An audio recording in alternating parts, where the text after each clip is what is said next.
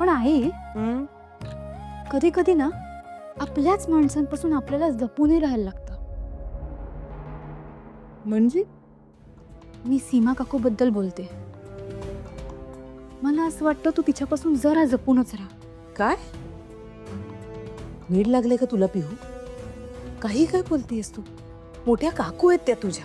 मी तुला किती वेळा सांगितलंय त्या मोठ्या आहेत, त्यांना त्यांना मूल नाहीये म्हणून आपण त्यांच्याशी चांगलं वाग. आई आई आई मला कळतंय, आय एम सॉरी, मला तसं म्हणायचं नव्हतं. पण आता कसं समजावू तुला? काय म्हणायचंय तुला? काय चाललंय तुझ्या डोक्यात? काय विचार करतेस तू, सांग मला. आई मला ना आत्ता नीट सांगता येणार नाही.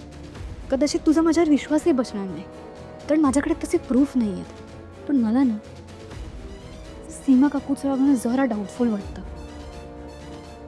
म्हणजे बघ ना, सायकल कॉम्पिटिशनच्या दिवशी किती काय काय घडत होतं. ट्रॅकवर काचा काय पडल्या होत्या, तुझ्या डोळ्यात तिखट काय गेलं, मध्येच ती खेळण्यातली गाडी काय आली. हे सगळं असंच होतं असं वाटतं का तुला? आणि बघ नाही, हे सगळं होत असताना नेमकी सीमा काकू तेव्हाच घरी नव्हती. तू तुला वेड लागलंय का? काय बोलतेस तू? त्या पण या घरचा भाग आहेत. पुन्हा एकदा सांगते, मोठी काकू आहे ती तुझी. आणि हे मला म्हणाले, मी तिकडे असताना त्या पैशांची व्यवस्था करायला गेल्या होत्या. काही विचार करतेस तू?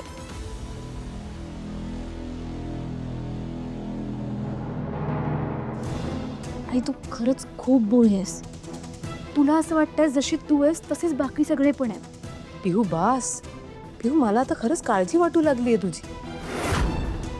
पिहू तू आता फक्त अभ्यासाकडे लक्ष द्यायचं, बाकी कुठलाही विचार करायचा नाही, कळलं?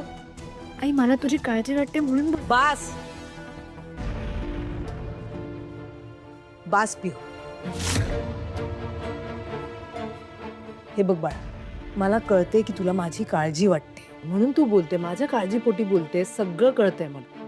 पण या सगळ्याचा तू विचार करायचा नाही, डोक्यात नाही सगळं काढून टाकायचं.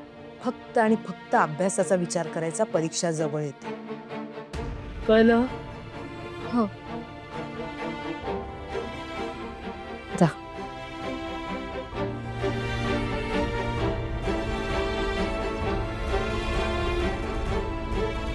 काही बोलते.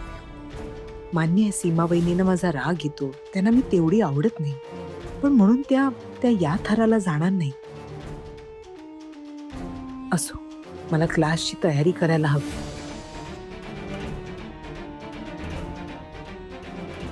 देवा, हे मला सोडायला येत आहेत खरे, पण यांना कळायला नको की मी कुकिंग क्लासला नाही, आरजेच्या क्लासला जाते.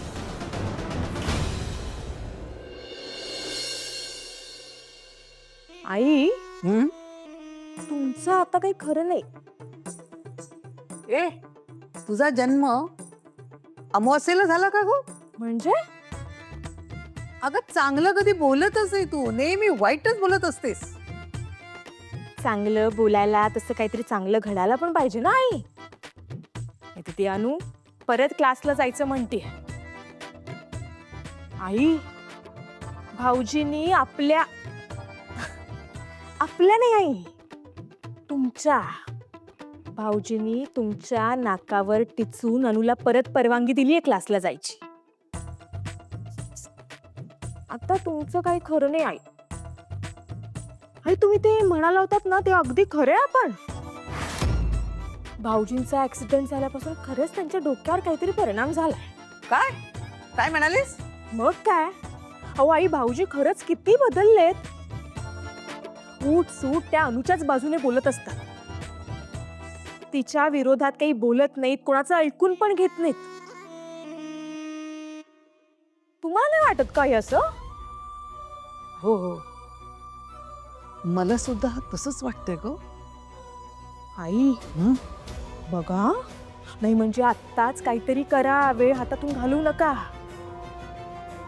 नाहीतर काय वेळ निघून जाईल हातातून.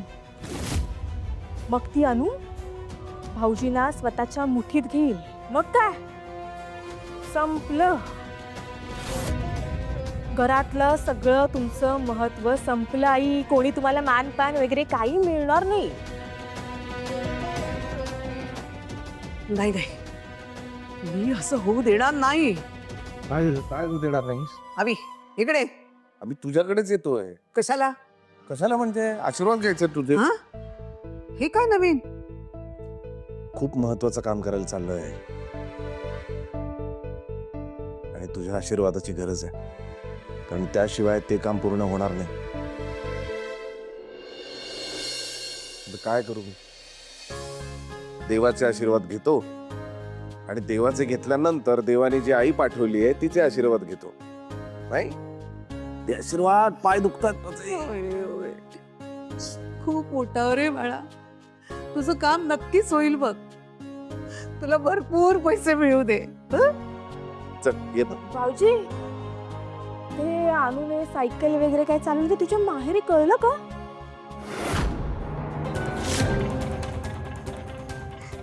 नाही नसेल कळलं. नाही कळलं असतं तर त्यांनी इथे येऊन तमाशा केला असता नाही का? अहो तुमचे सासरे गिरीश गोखले. बहिणी,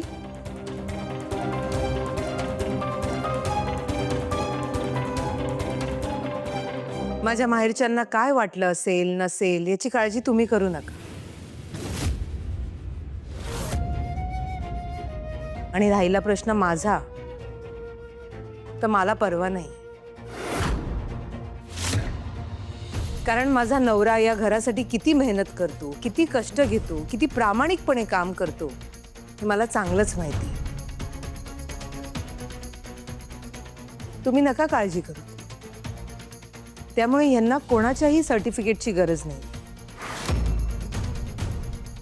झालं का समाधान? मिळाली सगळ्या प्रश्नांची उत्तरं?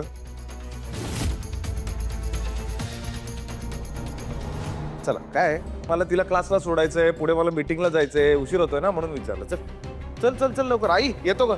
आई सावकाश जा. हा, लवकर या. हो हो.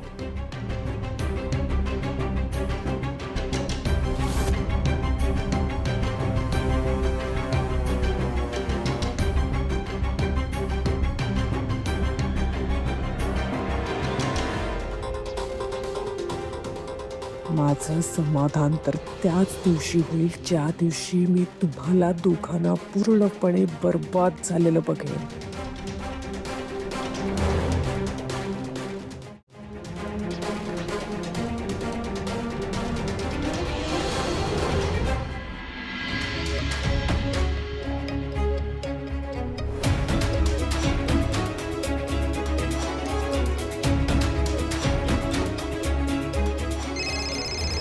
सीमा. हॅलो हॅलो दिव्या, सीमा बोलते. हा बोल ग. ती अनु आणि अविनाश राजा राणी सारखे राहायला लागलेत. हे चित्र लवकरात लवकर बदललं गेलं पाहिजे. एक काम कर, तू तुझ्या सासऱ्यांसमोर अनुचा मुद्दाम विषय काढ आणि त्यांना सांग की या घरात भाऊजी तिला कसा आणि किती त्रास देतात ते. तो म्हातारा चांगलाच भडकला पाहिजे हा दिव्या.